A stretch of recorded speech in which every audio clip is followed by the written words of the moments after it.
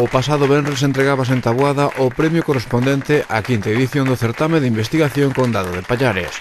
Un premio que conta cunha dotación económica de 3.000 euros e coa impresión e edición do traballo gañador, que este ano foi para a obra de investigación As bandas de música no Concello de Guntín, do profesor e músico Federico Vázquez de la Fuente, que no seu discurso agradeceu o premio e destacou a importancia do certame no eido cultural galego. En estes tempos tan difíciles, pois é moi importante que siga habendo xente preocupada polo saber, pola cultura e sobre todo pola cultura galega, que foi todavía casi podemos decir que é bastante maltratada e bueno, durante demasiado tempo a cultura galega estivo nun segundo plano. Agora estamos intentando que pase a un primeiro plano. Recibir o premio de Ferreira é un privilexio, sobre todo porque os meus antergos naceron ali, as súas primeiras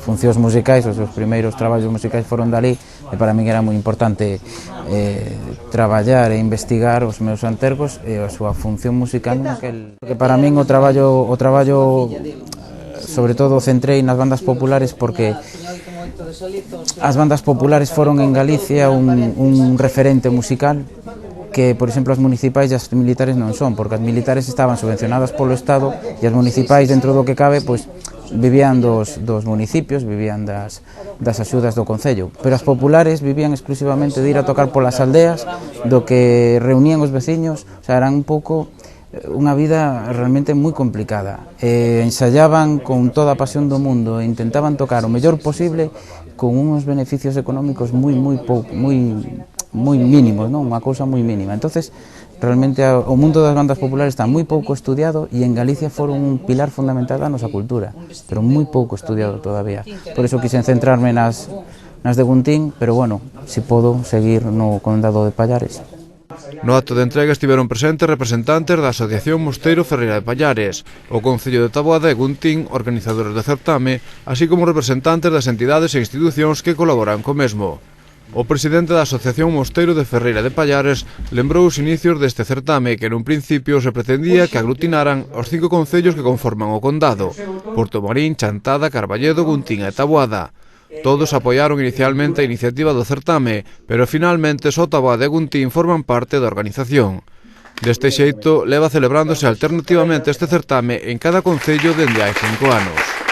Decidimos crear un premio que servise para poñer en valor tanto patrimonio inmaterial como material da nosa comarca. A nosa pretensión era aglutinar os 5 concellos que alá polo século VI, na época de dominación sueva, conformaban un dos 11 condados nos que se dividía a diocese lucense. Pola súa banda, Aurelia Balseiro, directora xeral do Museo Provincial de Lugo, destacou a importancia deste certame de investigación no eido cultural da provincia e salientou o apoio das institucións ao Condado de Pallares. Apoiar a investigación non deixa de ser un xeito loable de traballo, tanto polo propio investigador como polas institucións que promoven estes traballos. Hai que recoñecer que os traballos dos investigadores hoxe en día, e desde fai un tempo tamén, son fundamentalmente vocacionais. Premios como este potencian este traballo e este xeito de estudo.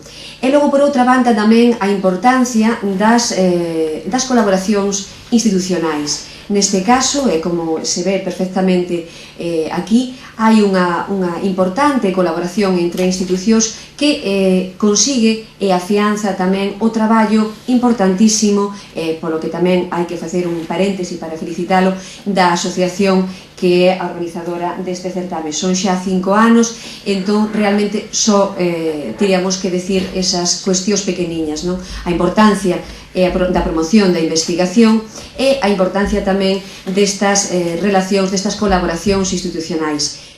Un certame que tamén eloxou Xosé Ramos Ledo, xefe territorial de Educación en Lugo, como un medio para descubrir o patrimonio material e inmaterial da zona.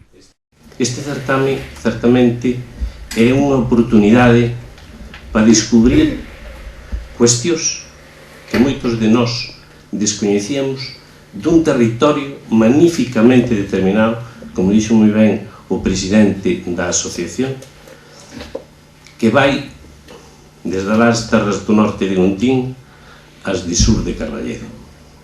É tamén unha importante oportunidade para descubrir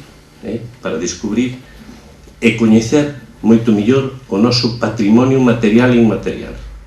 O secretario de Política Lingüística, Anxo Lorenzo, referiuse ao Condado de Pallares como un certame cultural consolidado na súa quinta edición. Un dos elementos motrices na historia de Galicia e na historia da lingua galega foi precisamente o ámbito cultural, é dicir, desde a cultura, desde as diferentes manifestacións culturais. Esas manifestacións culturais foron un elemento de forza, de reforzo da lingua galega e, polo tanto, é necesario seguir apostando por ese tipo de traballos que se centren no ámbito cultural. A cultura ten que seguir sendo un dos elementos motrices e un dos elementos que lle dan fortaleza á presenza e á utilización da lingua galega. Un acto que rematou coa actuación do grupo de gaitas Os de Iquí de Taboada.